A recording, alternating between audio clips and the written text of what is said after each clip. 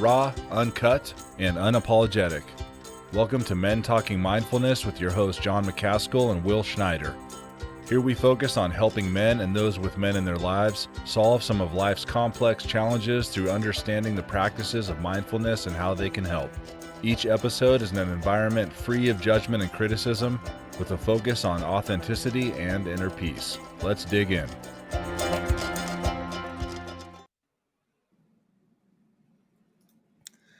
The foundation of a life that's fulfilling is a relationship with yourself that is trustworthy. If you could have gotten that simply by being smart, you would already be there. That's a quote from Jay Field's website, our guest today. Welcome to the Men Talking Mindfulness podcast, a show and podcast where I, John McCaskill in Colorado Springs, along with my brilliant co-host and brother from another mother, Will Schneider in New York City, do our best to demystify mindfulness and all things related to mindfulness. We're excited to have you with us today as we discuss creating emotional stability with educator, coach, and author Jay Fields. But before we get into that, I'm going to turn it over to my co-host, Will, my brother from another mother, for announcements and such. Will, how are you, brother? Thank you. I'm great. I just want to say hello to you, John. Hello to everybody out there that's watching us live and anyone that's listening on podcast later on. Great to be here. A couple announcements. We have our MTM summer merch sale going on right now until July 31st. So add to your MTM merch collection or start one today. This sale includes 5 different colors of men's and women's tees, new tank tops, 3 different styles of trucker hats, and I'm excited for this one, John, a new limited edition custom designed Super MTM t-shirt. We dropped the prices too so that you could buy more of your favorite MTM merch or get one for a friend or family member. So head over to mentalkingmindfulness.com/merch today. And we really thank you for your support. Once again, that's mentalkingmindfulness.com/merch and get your merch. And sale ends July 31st. Also, if you want to escape all the noise and join us for our first mindfulness adventure retreat in scenic Durango, Colorado on September 16th to the 19th, please join us. Our early bird savings ends on this Monday, July 18th. We have limited space available, and as of today, we have sold nearly half of our spots that are available. So if you're thinking about it, get off the fence and sign up at mentalkingmindfulness.com/retreat. And that's our announcements. And I'm going to talk about our brilliant, there she is. There's Jay Fields. We just brought her up onto the screen. Jay, thank you so much for being here with us. And, I'm thrilled. I'm really looking forward to this. Yeah, I am too. God, the more I've dug into your work and actually did your course, the more I've gotten excited about our conversation today. But first, Jay's bio for everybody out there. Jay Fields she has her master's, is an MA, is an educator, coach, author who has taught the principles of embodied social, emotional and relational intelligence to individuals and organizations for 20 years. Her approach to helping people have their own back at work and in their life is grounded, playful, empathic, and intelligent. Jay received her PA, her Bachelor's of Arts, right, in psychosocial health and human movement from the College of William and Mary, and her Master's of Integral Transformative Education from Prescott College. She is the author of the LinkedIn learning courses, there's 2 of them, Managing Your Emotions at Work and Practices for Regulating Your Nervous System and Reducing Stress. When not working with clients or facilitating trainings, you can find Jay riding her motorcycle with her sweetie in the mountains outside of Ojai, California, where she lives. Jay, thank you again for joining us today. We're going to go into our grounding practice with John. I can always use this grounding practice, John. I don't know what it is. I get really amped up before the show. Yeah. And here we are. I know, right? And we do a little movement, right? That's one thing. I got to say right away from your LinkedIn learning course, Jay, you had, and you just did it. You just did it right here on the air, shaking it off, right? So just kind of like, an animal that gets hit by a car, they wake up, they get off the ground and they just kind of shake it out. Remember, we learned this from Dr. Rob, John. Okay. Anyway, sorry, I'll let go, John, and you can do the grounding practice. Well, one, Will, I love how excited you are. That shows you are, you love this show, you love what we're doing, and you love having Jay here with us. So that's great. And Jay, I saw you off camera doing exactly what we're talking about. So you practice what you preach. So that's fantastic. I'm Great to have trying. you here. Yeah. All right. So with that, we're going to try to practice what we preach. We preach mindfulness and meditation, and we'd like to kick the show off with a grounding practice, wrap the show up with a grounding practice. So let's do just that. So if you're listening and it's safe to do so, go ahead and close your eyes. If you're comfortable doing so, close your eyes. If you're watching and it's not safe to do so, or you're not comfortable doing so, please keep your eyes open. But do whatever's comfortable and safe for you. How about that? That's an easier way of doing it. Get into that comfortable position, whatever that may look like for you, in your place, in your space, in your time. And let's just bring our attention to our breath. Intentionally bringing that attention to our breath and the physical aspects of your breath. Your breath is yours and yours alone. It is with you all day long, all night long, with you all the time. Pay attention to each physical aspect.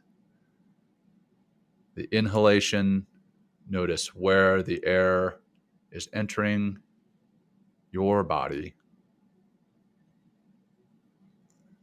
The exhalation, notice where the air is leaving your body. Notice how the air feels as it enters your body and how it feels as it leaves.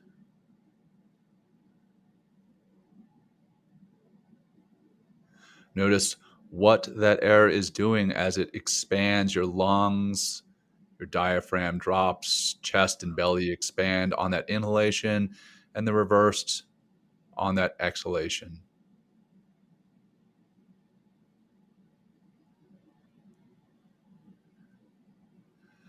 And just sit in silence and peace for a few moments.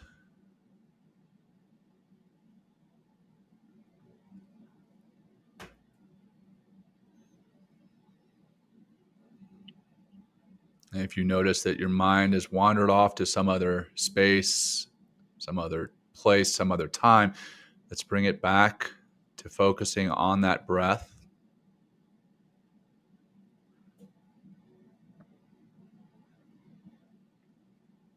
And now expand your awareness to your whole physical being and note what it is you're feeling physically.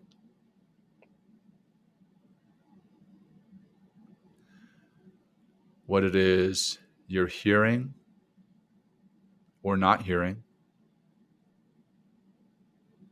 seeing or not seeing, smelling or not smelling, and tasting or not tasting.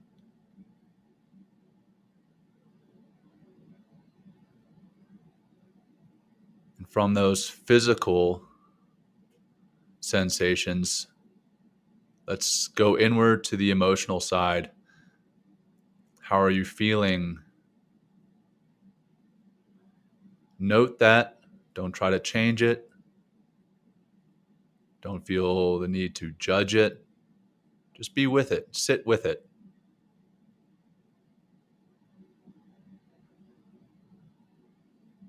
And we'll close with 2 deep cleansing breaths together. Begin by breathing out as much air as you can, bringing your navel to your spine. Deep inhalation. Filling those lungs all the way. Holding at the top. And release. Release. Release. Sitting empty at the bottom, noting that emptiness. Deep breath in. Hold at the top and relax, relax, relax, and start to bring some movement into your body, maybe moving your head around, your shoulders around, loosening up your torso. And if your eyes were closed, go ahead and start to blink them open. And here we are, Men Talking Mindfulness with Jay. Let's get this started. Yes, it's That works very because tough. I'm yawning. I'm sorry. Oh my Perfect, God. perfect. It's tough to sit with enthusiasm, John. It's really hard to sit with enthusiasm, I got to say. Well, again, thanks, Jay, for being here. Let's just kick it off with, you describe yourself as a somatic coach. What is that? And then how did you get into this work? Yeah, so soma comes from the Greek word body, or is the Greek word for body. So somatic means working with the body. Obviously, also the whole person. So the mind, the emotions, the spirit, all of that. So that's the integral approach that you mentioned in my master's degree. And my journey started as a yoga teacher, actually, same as you, back in 1999. I started teaching yoga. I was also teaching rock climbing at the time. I was in college at William and Mary, and I was fascinated by how those two practices, yoga and rock climbing, changed my psychological uh, well-being. Like when I was doing those, I felt like a different human being. And so I asked to make my own major and study what I made up as psychosocial health and human movement, which back in 1999, like that mind body connection wasn't real mainstream yet. So, but that's essentially what I studied, was how do we use our connection to our body in the present moment as a way of being able to access preventative psychological to be able to work with people in a health space, like before they get dysregulated or before they get into a really negative space. So my 20s was pretty much spent between a yoga studio teaching yoga, or out in the backcountry teaching rock climbing, or taking adjudicated youth into the wilderness. And over time, really seeing where those two pieces came together, I started to then study more of trauma-informed work. Because what I was realizing after teaching yoga and working with bodies for a long time was, I can't work with a room full of 40 people teaching them all the same thing. Everybody's having such an internally different experience. How do I speak to that? So I started studying trauma-informed approach to teaching at the same time that I started studying neuroscience and what's actually happening in the body as we're doing all this stuff. Because, as people who are meditation and yoga practitioners, like you feel something happening, but what is it? Why is that happening? And I got really interested in that. And then about 12 years ago, I wrote a book called Teaching People, Not Poses. And the unofficial title was How Not to Be a Douche and Teach Yoga, which I never put in the book, but that was what I was. I got to read this book because it's awesome. It was the idea of being like, how do you be an expert and a human being at the same time? And since teaching yoga is what I knew, that was the lens through which I talked about it. Because especially as someone who teaches something that's around mindfulness or having your life together, people think you do. And it's like, oh man, talk to my best friend and you're going to hear the real stuff. So I wrote this book about like how to make actual connections with other people through being a human. And then people started asking me to coach them. And I was like, really? You want to pay me to coach you? Okay. And mostly I worked with yoga teachers in the beginning. And then they started telling their friends like, hey, you don't have to be a yoga teacher to work with Jay. Really, she just helps you kind of get grounded in your body and be more authentic. And so my coaching practice spread to working with people from all different backgrounds. And then that spread to working in organizations. And, my clients would say, oh, can you come in and do a lunch and learn? And then that would turn into doing programs within the organizations. And I did a lot of work, particularly in hospitals with doctors and nurses and direct care professionals, anyone who works with people for a living, because the thing, as you guys know, because you say the thing that works about your podcast is that it's authentic and it's real, and that's what works about any kind of healing, is that you can show up with another person and they can feel you. So that's kind of how I merge into being a somatic coach. I kind of backed my way into it, and then in 2020, when the pandemic hit, I stopped teaching yoga. So for first time in 22 years, I wasn't teaching yoga. I wasn't working in organizations. I was just doing my one-on-one and group coaching. So that's the big long story of it. Well, Will could attest to, you know, the fact that here on the show I somewhat look like I have my life together, but when he visited my house in Colorado Springs with my 3 children, that it is complete chaos. As a matter of fact, we have a little doormat outside our front door that says, you know, I hope you like animals because welcome to the zoo. Because it's complete chaos. But a lot of us are like that, right? Like we present this professional persona, if you will, and the true selves sometimes are not the exact same thing. And it's important to understand, if you're getting coaching, you're getting training from someone, knowing that they're a human being is very important. And that's what we try to, you know, put forth here in the show, is that authenticity and that vulnerability. So I love that you're doing that, Jay. It's very important to be able to connect with your people and connect with coach. It's a disservice, I think, to not show your humanity to the people you work with, and I think it's, like I said, part of the healing. For sure. I think, well, with your book, How Not to Be a Douchebag Teacher.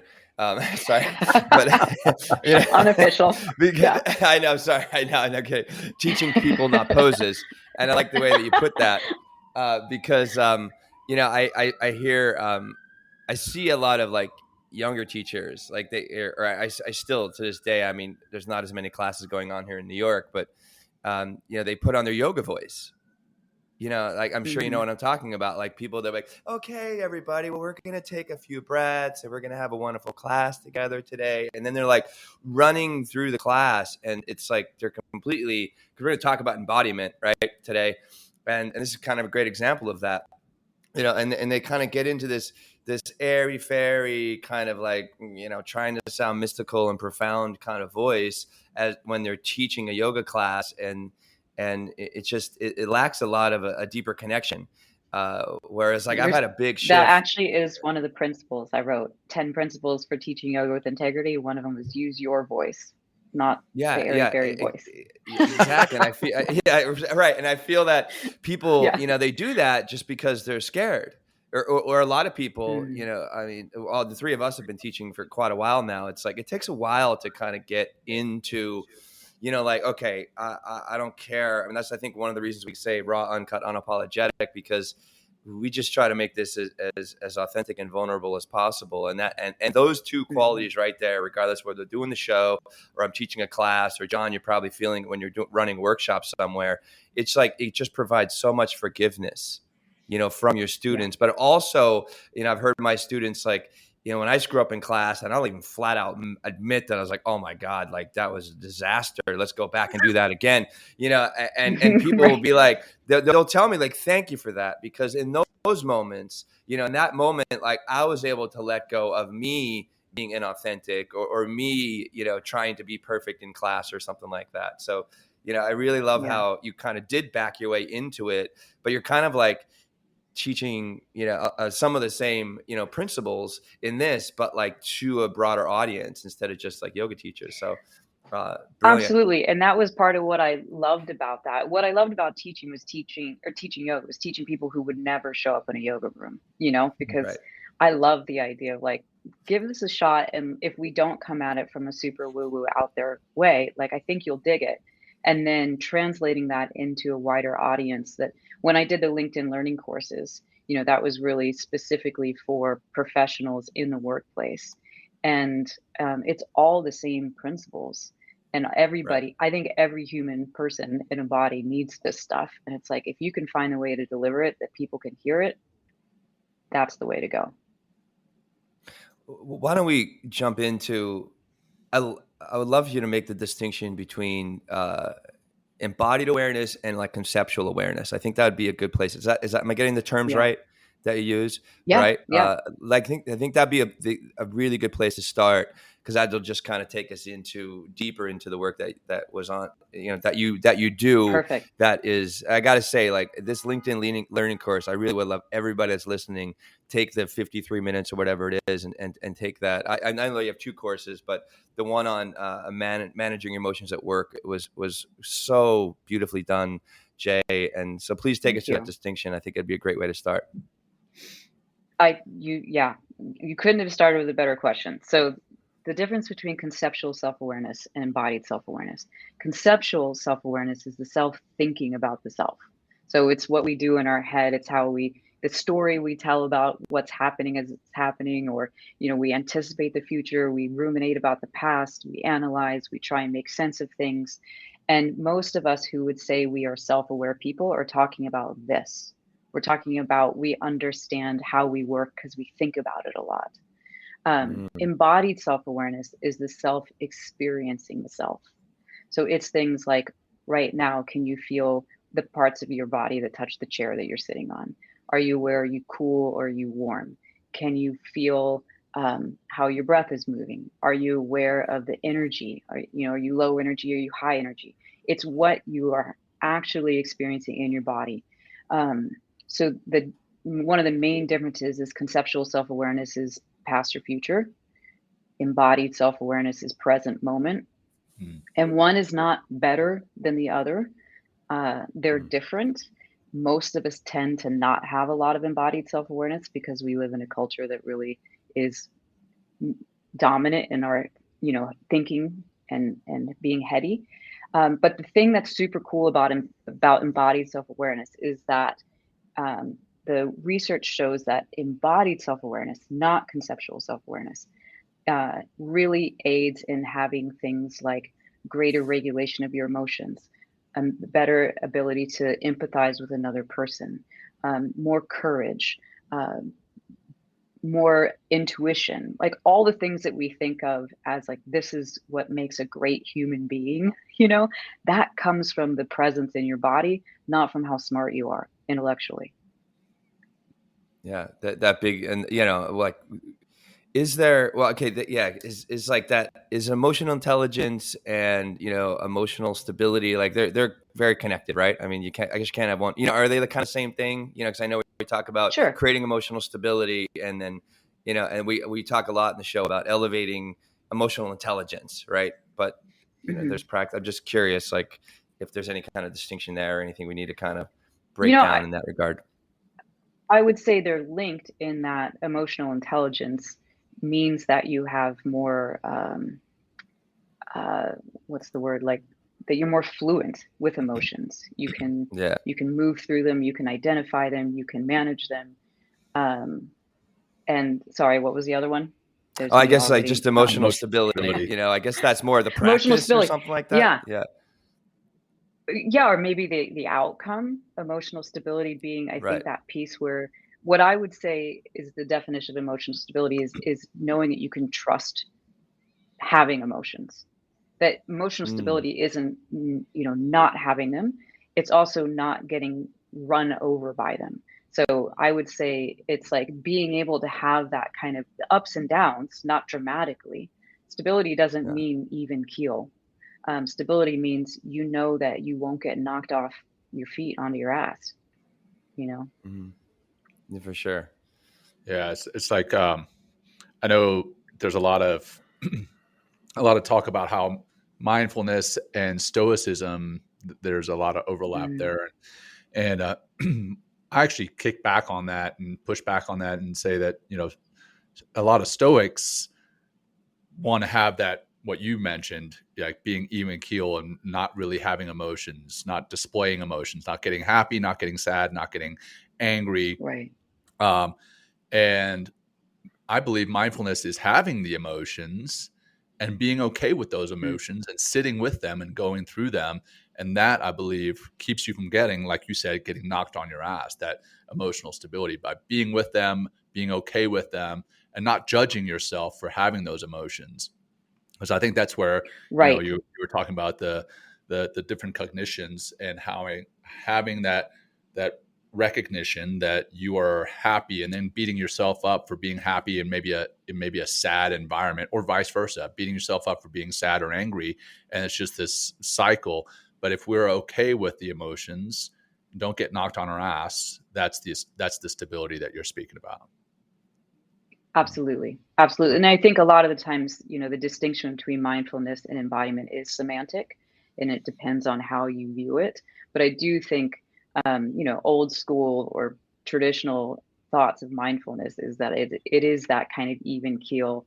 And it's not a place where I'll often ask people, think of someone who you would you say is mindful, and can you feel that person? Because sometimes really quote unquote mindful people are fairly, there's like this veneer of just, I'm quiet and calm, but you're not like the way you can feel a kid. You're around a kid and they're full of life and you can sense connection. And Right. so I think, depending on how you're learning mindfulness, you can be taught unknowingly to disconnect, or you can be taught to connect. And I think Right. that's where the added piece of like the embodiment can add some skills around connecting and accepting and riding those emotional experiences. With being with our emotions, it's really, I mean, we're emotional beings at our core, right? I mean, and maybe we can just kind of unpack and talk about that. And if when we begin to develop this emotional literacy and begin to embody our emotions, we, instead of being overcome, by these sometimes incredibly, rich and, off-putting emotional states, or like kind of really can shift the way that we're doing everything, thinking, feeling, our actions. When we can take a breath, kind of shake it off, have some tools, which we'll talk about later, today as well, and really be felt. And one thing, as I was moving through your course, Jay, is, the first part is really creating that awareness.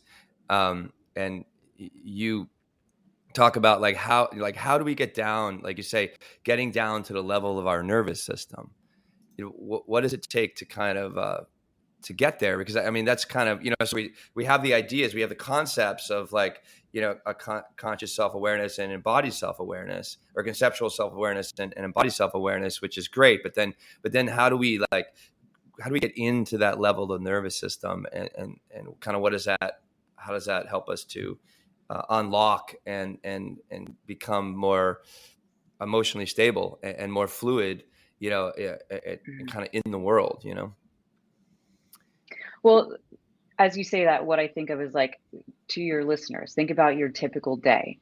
Most of you are probably, sitting at computers, or you're in meetings, or, you're working with clients in such a way where the focus is really on other people and producing some kind of outcome.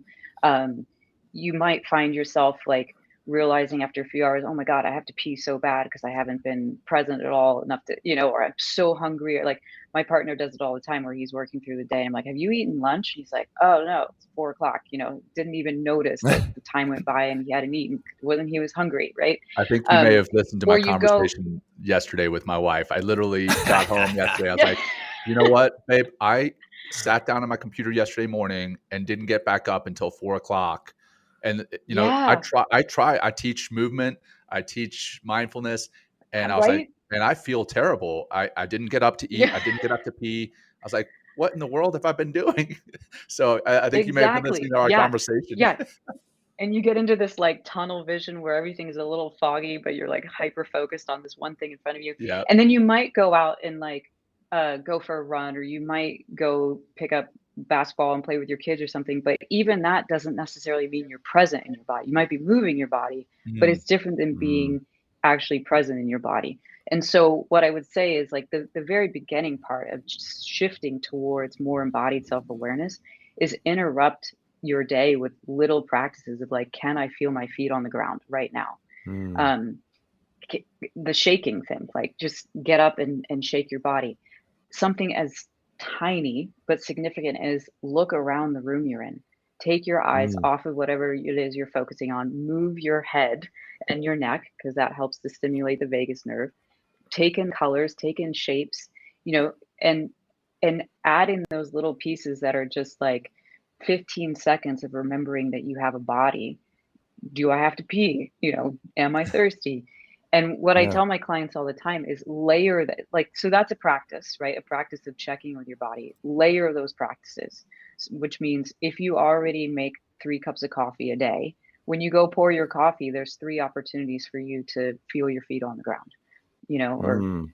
hopefully you brush your teeth at least once or twice a day, right? Like when you're brushing your teeth, practice looking around the room and look for 5 colors or 5 things that are blue. Things Mm. that get you out of your freaking head, right? It's like little pieces of just change the channel for 15 Yeah. seconds. Well, this is called orienting, right? Is that correct? Yeah. Good, Yeah. good student. Well I done. am. He's a Yes, I great am. I am. student. I'm very good. Quick study. Yeah. Very quick study.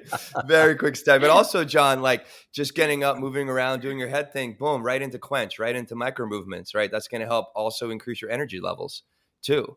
You know what I Right. mean? Just by, I Yeah. mean, drinking water, but also just boom, like when we're sitting and being so sedentary, um, I mean, all throughout the day, like, John taking 8 hours and not peeing or walking or doing anything, just like, it's like our body, we literally start to shut down, we start to shut down, levels of our brain that'll bring more focus and creativity, even though we are trying to focus Yeah. as much as we can, but like taking those, like every 20 minutes, 30 minutes, just getting up, reorienting, right? Taking in those 5 colors, looking Yeah. around, maybe getting up and going to the bathroom that's on like 3 floors down. So you have a little more time to get in your body maybe, and then come all the way back up and then sit. It's just going to help you to be more high functioning. But also that orienting, if you keep doing that throughout the day, is just going to help you to get into that embodied awareness, or at least it's kind of the gateway to start, right? It's like, it might not Yes. help you to identify exactly what your emotional state is, but I guess that would be like kind of the next level would be like, all right, well, how am I feeling right now? Yeah, exactly. So I'll go back and actually say the way that I like to teach this, and it's not in the LinkedIn course, but this kind of simple way of teaching is the ABCs. So A stands for awareness, and that would be orienting. Like Mm. look around the room, take your eyes off of the things that you're looking at. And kind of like John did in the beginning, what sounds can you hear? What's the quality of light in the room that you're in?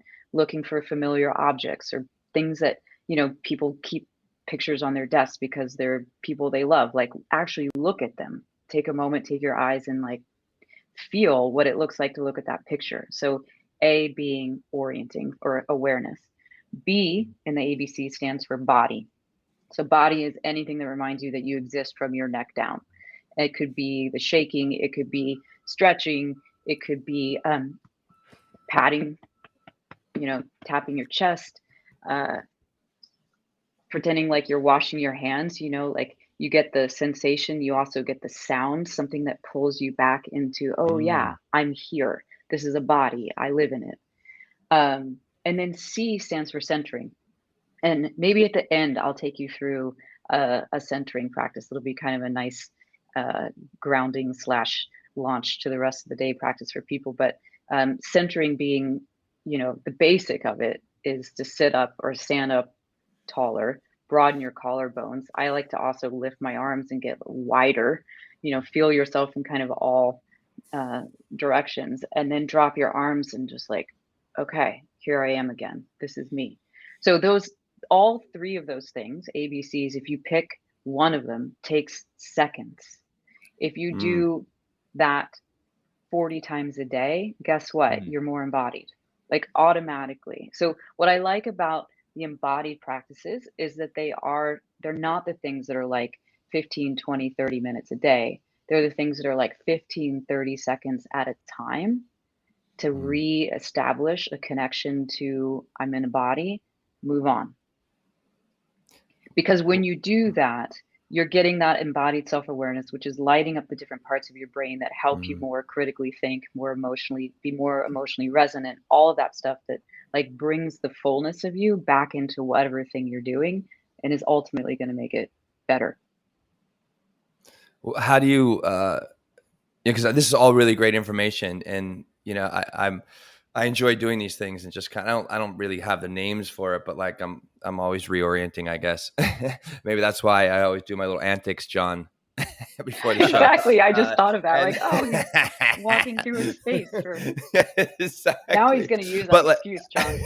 Exactly. That's what I was just about to say. Thanks. I'm orienting, John. That's what I'm going to say. Jay, you just gave me a perfect segue for all my bullshit before the show. You're welcome.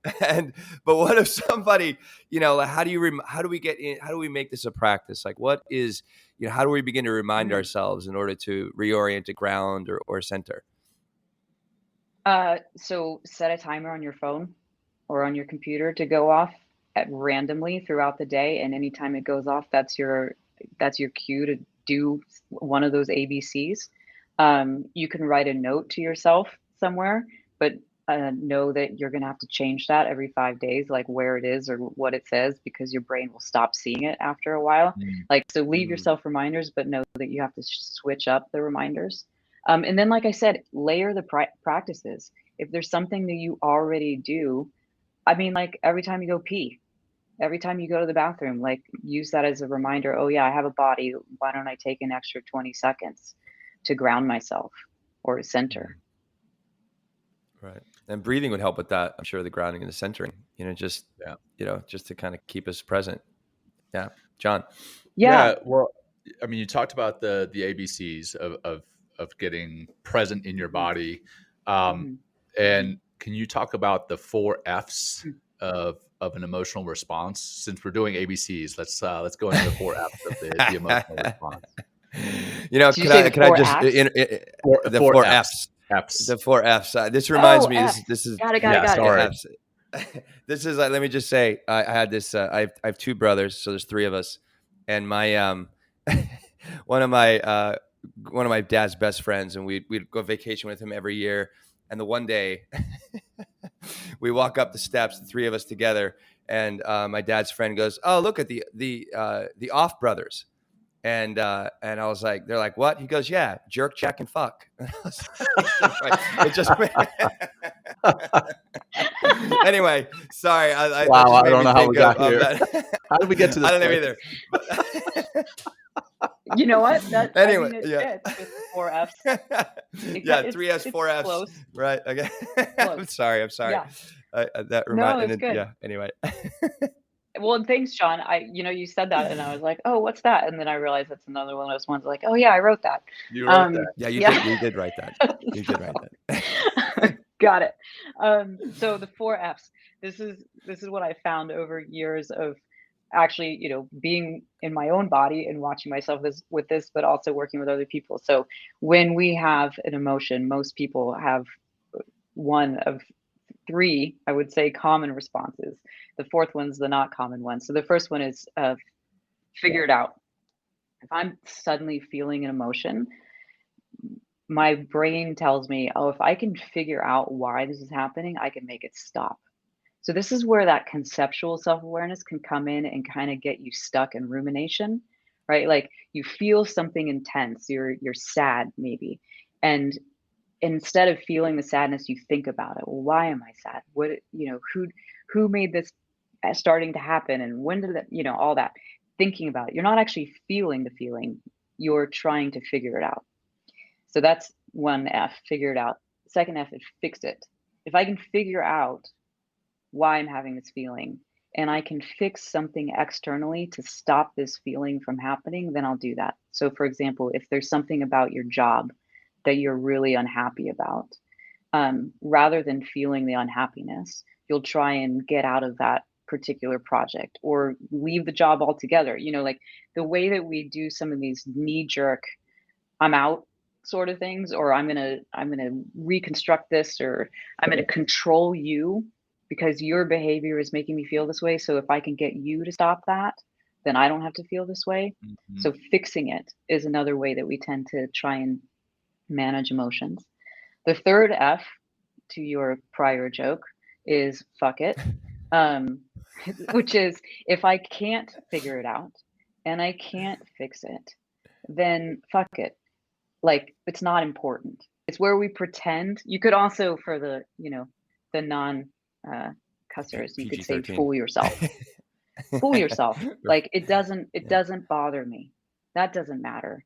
And you kind of put it into this place of like, that's stupid. I don't have to get upset about that. But when in reality, it really does matter and it really is bothering you. The fourth F is feel it. Pretty much nobody does that. Like, that's usually, even as someone who teaches this stuff, it is not usually my first go-to when an emotion comes up. I usually try to do one of the other three first before I eventually go, oh, I could just feel this. Like, I could actually just let it in that right now I'm sad, or right now I'm super scared, right? And that's where those practices come into being, because all those ABCs that I talked about, they're what's called a felt resource. And the idea behind a felt resource is that it gives you a one, an experience of yourself in the present moment, and two, a layer of experience that is neutral or pleasant. So the what that does is, if you're having an unpleasant emotion happening, and you can also feel your feet on the ground. The feet on the ground for most people is neutral, maybe even pleasant. So if you have one layer of your experience that doesn't suck, you have a container. You have a container for whatever is uncomfortable. And that's what those ABCs or felt resources eventually do, is they create one felt connection to something in your body in a real-time present moment that isn't awful, that could help you be resourced. And one more thing about that, I'll say, traditionally, breath is not considered a felt resource, which I found really Oh, yes. fascinating when I first learned it. Because for a lot of people, breath is the way that they calm themselves and kind of get present. For a lot of people, it's really hard and they can't do it.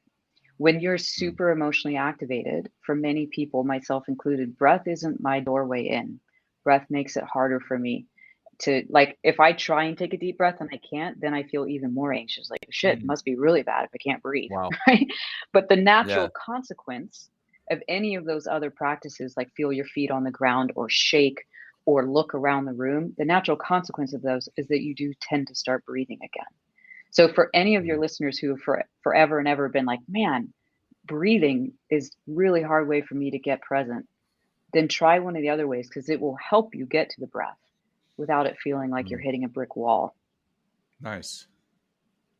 Yeah, that's a good one, because I mean, one of the things that I do is I teach first responders, service members, the breathing techniques, and a lot of the time they're like, well, I'm on the street and I've just stopped someone on a stop, and I'm walking up to the vehicle, and I don't have a chance to take that breath. But if they have that chance just to get present in their body, feel their feet on the ground, that can help them get to that breath eventually. But in the meantime, it helps them get them centered in the here and now. So I like that. I'm gonna start using that. Yeah, cool. Yeah. Great. Well, I know that we have an exercise you're going to work us through, Jay, which I'm excited. But I thought before we jumped into that, I have a question here. Is like, how important is self-empathy to developing emotional stability? Massively. Yeah. Okay. Massively. What does that look like? And I would say that would be kind of the end part. If I was going to take you through those practices I was telling you about, self-empathy is the last one I was going to mention, but I can mention it here. And that being, back to John's whatever you want point. to do, Jay. Whatever you want to do, Jay. Yeah, but go Well, ahead. Yeah. I'll do a little point here and then come back to it. But to John's point, Great. part of being with emotions is accepting them. And accepting it doesn't mean you like it. Accepting it doesn't mean you want it. Accepting it means you acknowledge that it's here and you can understand why it's there. And what the research in neuroscience tells us is that the more you can give yourself emotional resonance, meaning saying, I feel sad, for example, and it makes sense to me that I'm sad. And of course I'm sad. the more you can do that, the better you can regulate your emotions, because it helps to integrate your brain. If you're trying to tell yourself, what a pussy for feeling that way, or you shouldn't feel that way, or if you weren't so sensitive, you wouldn't feel that way, or stop that, or, any of the things that most of us tend to do in our head when we have an uncomfortable or vulnerable experience or emotional experience, that actually keeps you in a dysregulated place in a way that it's difficult for you to not just manage, but like soothe that feeling. So Yeah. self-empathy is huge in creating the brain that you need in order to be with an emotion, really. Well, I'll So mention that one actually hack, can tell. Jay. Go for it. No, Sorry. go ahead. No, I'll You mention go. one hack, and yeah, okay. Well, I'll mention one hack real quick, and then we can jump into what you're going to say next, and then please into your exercise. But I got a lot of comfort from this phrase. I don't want to feel this way. Like just by saying that, right? That's that objectification, I guess, right? In the sense of like, I'm not yes, I have feelings. I am a human being with a body. I experience feelings based on, what's happening in the environment or what's going on around me or the interactions I'm having. But just that whole like distancing yourself, right? By just saying, I don't want to feel this way. And I think even after LinkedIn Learning, you say like when you just saying that, you kind of begin to relax or begin to at least Yeah, get more into the I would moment actually and stay say out of your head. Yeah. it's not Yep. distancing yourself, it's meeting yourself, because Oh, there you go. if Yeah. this is what I always say, is like, if you're doing any of the behaviors that you do when you're trying to numb, whether it's Netflix or it's drinking or it's overworking or any of the things that you do when you're just like, I'm not feeling this, your best hack to getting closer to yourself in that moment is to say, I don't want to feel this. And you don't even have to know what it is that you're trying not to feel, but saying, I don't want to feel this, is actually getting behind your own eyes and getting behind your own experience, because it's naming the thing that you're doing. You're trying to not feel something. And if you can say, I don't want to feel this, you're like automatically lining up in the present moment with yourself. And often what happens is, the thing that you're trying not to feel, like, just kind of slowly emerges. It's like, oh, it like, you can titrate it in, as opposed to it being this tidal wave. But yeah, I love Beautiful. that as a hack. Yeah. Yeah. Well, let's jump in your exercise. And if you have, like, we usually, if you have a little extra time, that'd be great, because I really want to finish this and not kind of rush through it. Yeah. Okay. Well, Well, let me and say, John, it's we're not good. Go exactly ahead. an exercise. It's Okay. sorry, we have a bit of a delay. I'm not that big of an interrupter, I promise. I can be. I'm sorry. I can be sometimes. I really apologize. So it's not really an exercise. What I wanted to share with your listeners is a little bit of like a flow. I want to give a model, reiterate a practice, a question, and a mantra, so people can see kind of the way it all works when the emotion comes on. So the model is the hand model of the brain, and I wish I could claim this as my own, but this one I didn't write, John.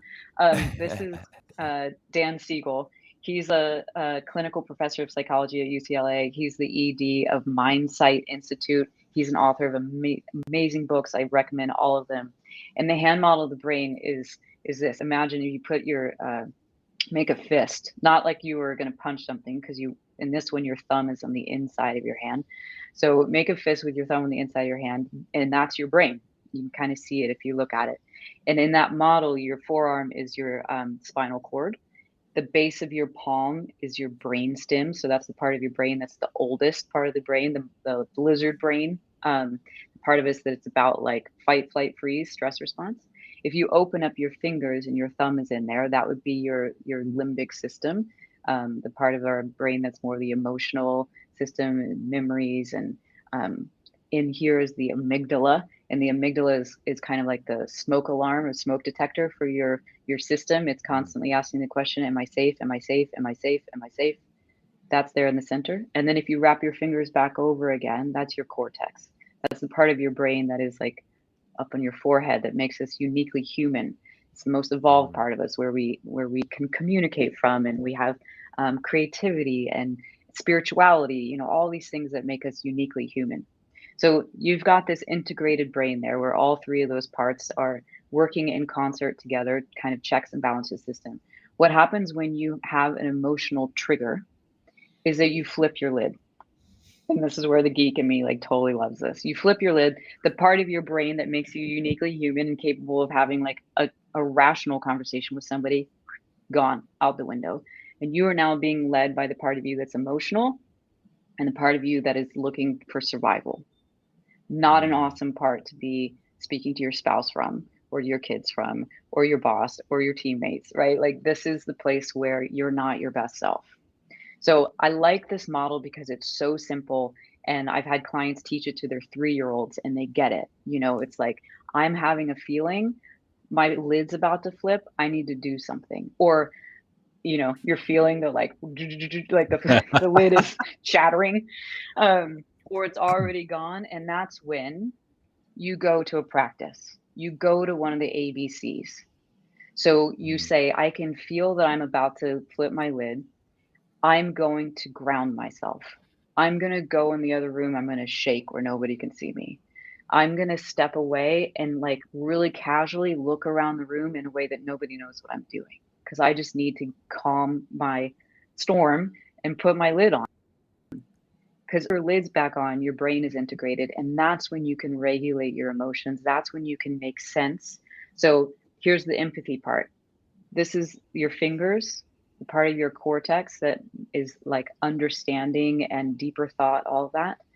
When you can name the experience that you're having and make it make sense to you, you're literally bringing together the part of your brain that makes sense of things with the part of your brain that's having the feeling.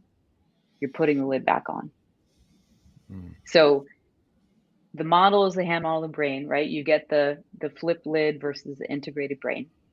If your lid is flipping, you go to a practice, ABC, get yourself back into your body, give yourself some layer of your container that doesn't suck, that isn't about to scream or isn't about to shut down.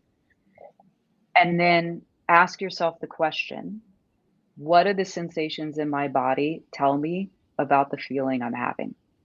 And that's the naming it. In fact, Dan Siegel, the guy who came up with this hand model of the brain, he calls that part name it to tame it, because it's literally what it does. You can name the feeling, you can help to bring, it's not going to go away, but you can bring it down a couple notches so you can get a hold of yourself. Or again, as my fiance says, we calm your storm, right? Get to the place where you're a little bit more together. And then the final part would be, and this is the part I'm calling the mantra, the shortcut to empathy. This comes from Sarah Payton, who's a neuroscience educator and author. The shortcut is, of course I feel this way. Not you're stupid for feeling this way. You shouldn't feel this way. Don't feel this way. Don't let anybody know you feel this way. All the stuff we do. Instead, the two words, of course. Of course this is here. You know, I just locked myself out of my car and I'm late for my meeting and I'm pissed. Of course I'm pissed. That makes sense, right? It makes sense because I value my job. I respect my colleagues. I don't want to do anything that's going to, like, if you can put it in context, suddenly the emotion is congruent, not dissonant. You know, our brains hate dissonance. It's like one of the examples someone gave me a long time ago is if you were a great baseball player and you're playing on your home team and you knock it out of the park and the entire crowd boos. It's like, what? You know, it makes you crazy. You do that enough times. Yeah. Your hometown booing you for knocking out of the park happens enough times, you go a little crazy and you don't trust that anymore. Same thing with your emotions. If every time you have an emotion and you do something dissonant that's not soothing and not kind, you will stop trusting your emotions and stop trusting your capacity to be with them. Wow. So yeah, does that make sense? It makes total sense. No. And, you know, I find myself doing a lot of what you just mentioned, not the good side of what you just mentioned, a lot of the negative side of what you just mentioned, quite often. And again, you know, specifically as a father, or as a parent, I find myself almost parent shaming myself for something, like if I've got the 3 kids all yelling at the same time and it's just me there and nobody else, and one kid wants something, another kid wants something that's completely opposite from that, and there's just no way to soothe them all, then I start beating myself up for being a bad parent. But I'm Of going to course, start using logical. the of course I feel like this. Right. Yeah. Right, of course And I be want okay to with it. screame and run out of the room. Like, that's a Sometimes I that's a do. reasonable. Exactly. Yeah, and I think that is like the most generous way of accepting yourself. Is it doesn't mean you like it, and it doesn't mean you're giving yourself permission to act on it. It means you're giving yourself permission to have that feeling, because Right. God Right. knows we have feelings that we would never say out loud, but that doesn't Mhm. mean that they aren't real in our system, to our body, to our nervous system, and making Mhm. them resonant and not dissonant will actually help you stay calm. Right. Yeah. Right. And be a human being. Like, we're human. Like, this is a human experience, right? And emotions are part of Yeah. this experience. And of course, we're going to feel whatever it is in that particular moment. And I think that I like that, because it also, it kind of softens the ego in a lot of ways. It's just like, this is my experience. This is how I'm, and instead of being overcome, right, we can pick another path, or make a different choice, Yeah. which is exactly what we're trying to Yeah, do or here. being Yeah. disconnected from yourself. I think that's that piece. It's like, all these Mm. practices are about more connection with yourself so you can have more connection with others. Because if you're trying to be disconnected from your inner reality and your inner world, but then have a deep connection with your spouse or your kid, good luck. Mm. You're not there. There's Right. a facade of you there, but I think, and that's the piece that I would just say in terms of these practices and what you can learn in the LinkedIn learning courses. They're the foundation. They're the like Mm. bedrock for then how do you show up differently in your relationships. The work that I do in my coaching practice is all about relationships. I put all this work out there, the basics of the practice, because I think everybody should have it.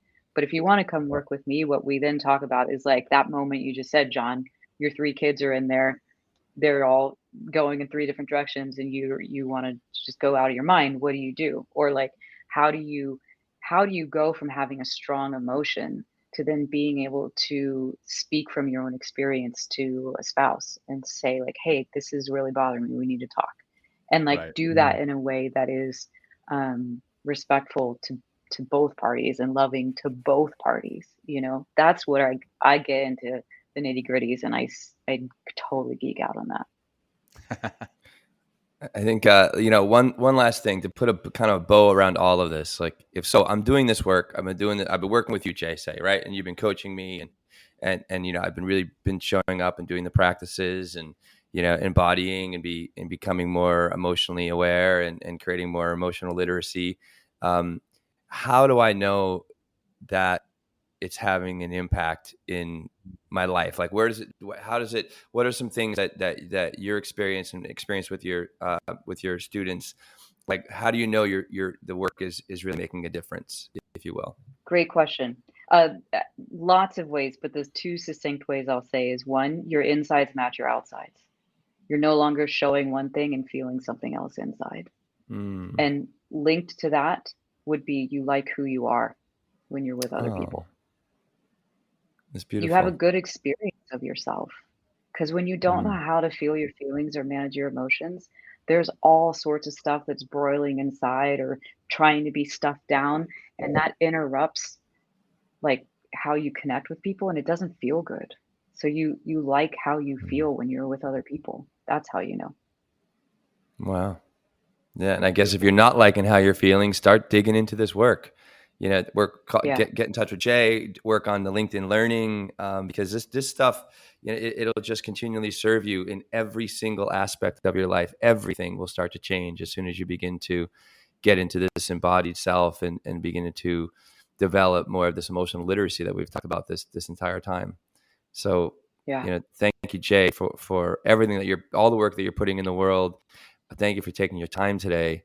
Because I know that this is just so helpful to anybody that's going to listen, and anybody that is out there listening, please share this with people, everybody, put it in your community, because we can all, as I think we're all seeing, we can all be more emotionally responsible, and we can show up differently if we begin to take responsibility for our emotion and our emotional life and how they affect us, and we can change that effect, or at least be with that effect and not use it to harm ourselves or other people. So Right. awesome. Do we have 20 seconds for a practice? Oh my God. Yeah, I'm sorry. Yeah, I forgot. Yeah, grounding. As much time as you have. We'll do really for real. then. Yeah. So no, yeah, we our grounding practice usually a couple minutes. So take as much time as you need. Like, okay, let's really cool. bring this home. I don't need that much. Okay, thank you. All right, no worries. Bring okay. Bring it home. Yes. So back to the ABCs. The centering one. I said I'd come back to that. I like the practice of centering with care, because it gives you a felt experience of having an emotion. So here's how it's going to go. I actually like practicing with my eyes open, because when you need it the most, you usually have to have your eyes open. So try it with eyes open. If you want to close your eyes, you can. You can sit up a little taller or stand taller, broaden your collarbones, might even reach your arms out so you get broad that way too, and then set them back down. You might find you spontaneously take a deeper breath once you do that. And then bring your hand to your chest or to your belly, or one to both, whatever feels most comfortable. And bring to mind someone or someplace or something that genuinely makes you smile. And you'll know you found it because you will actually get like a little bit of a curl up on your lips and you'll smile. And then here's the practice. See if you can let that smile not just be on your face, but like get into, what does that feel like when you smile? What do you feel in your chest? What do you feel in your toes? Is there a warmth? Is there a coolness? Is there a softening? Is there a broadening? If you allow yourself to keep with that person, place, or thing that genuinely makes you smile, and you allow in the feeling of that smile as big as you can in your body. And the idea is that you would not use this as a place to escape to. You would use it as a layer to add to whatever experience you're having in the moment. So you might also feel there's sadness, or there's tenderness, or there's fear, or there's anger, but can you feel, here's this thing, or this person, or this place that I love. Both, this is true, this is also true. There you go. I love that. And I did feel the smile on my face as I started to think about that person. Actually, you weren't faking it. I saw it. Yeah, for sure. And I felt it down in my heart and in my belly and everywhere else. I started to tear up a little bit. I just had an incredible conversation prior to the show with my nephew, who's the Marine, and he's doing a month in Hawaii, John, and he's just really turning out to be such an incredible young man. And nice. And he meditates every day, and he's just, all this work that he's been doing, like what we're talking about here, he's really starting to do it, and he's just starting to ask better questions, really beginning to see who he can be, and it's just really beautiful to see a young man like him. He's 21, to really start to grow into the person that he can be and wants to be. But it takes work, I guess, is what I'm trying to leave of everybody here. It takes work. And you don't have to be 21. You can be 60, 50. It doesn't matter. You can start this work any time. But it takes practice, and maybe come back and listen to this episode a few times, and to really begin to get deeper into this information that, Jay, thank you. You've done such a wonderful job of this gift that you gave us today. So thank you. Indeed. Yeah. Awesome. Thank you so much, Jay, for being with us. We definitely learned a ton here. I'm going to go back and take your LinkedIn course. I hope that our listeners will do the same, and we'll make sure the link to that course is in our show notes and on the YouTube video later. For those who are watching, live, thank you for joining us live. For those who are tuning in later in the podcast, thank you for joining us in the podcast. Please share the YouTube link. Please share the podcast with your friends, family, whoever you think may need to hear it. And one more plug for our retreat that is coming up in September in Durango. That is mentalkingmindfulness.com/retreat if you want more information on that. And that is a wrap. Thank you so much. And our shirts. And our shirts. Merch. Thanks, guys. Yes, merch sale going on right now. Right now. /merch, though. All right. Until next time. Peace, everyone. Thank you. Peace. Joining us today. We hope you walk away with some new tools and insights to guide you on your life journey. New episodes are being published every week, so please join us again for some meaningful discussion. For more information, please check out mentalkingmindfulness.com.